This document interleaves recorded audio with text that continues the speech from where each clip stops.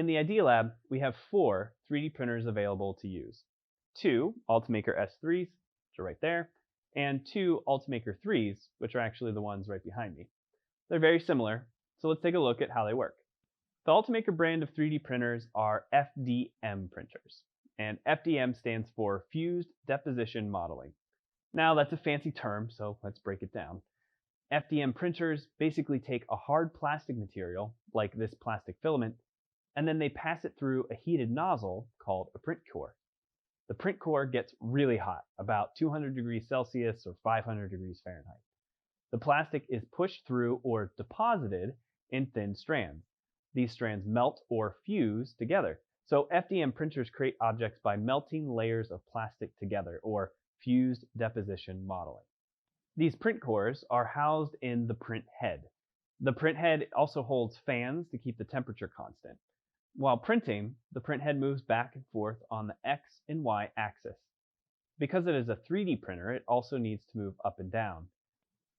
Instead of the print head moving up and down, the build plate, or the surface that the print sits on, moves up and down.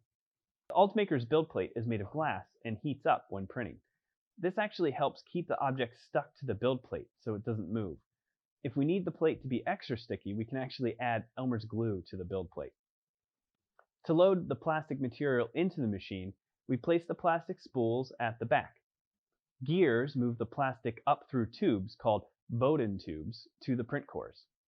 These plastic spools come in a variety of colors and plastics. The type of material we use most often is a plastic called PLA. PLA stands for polylactic acid and is a plastic made of plant material such as cornstarch or sugarcane. PLA is actually biodegradable and non-toxic, which makes it great for us to use. For your convenience, Idea Lab staff will load the machines and start the print for you. Your responsibility is preparing your digital file so that it prints correctly. Choosing the correct settings is what separates a successful print from a pile of plastic spaghetti. In the next video, we will cover the different kinds of materials that you can print with in the Idea Lab and how each material determines what settings you will use.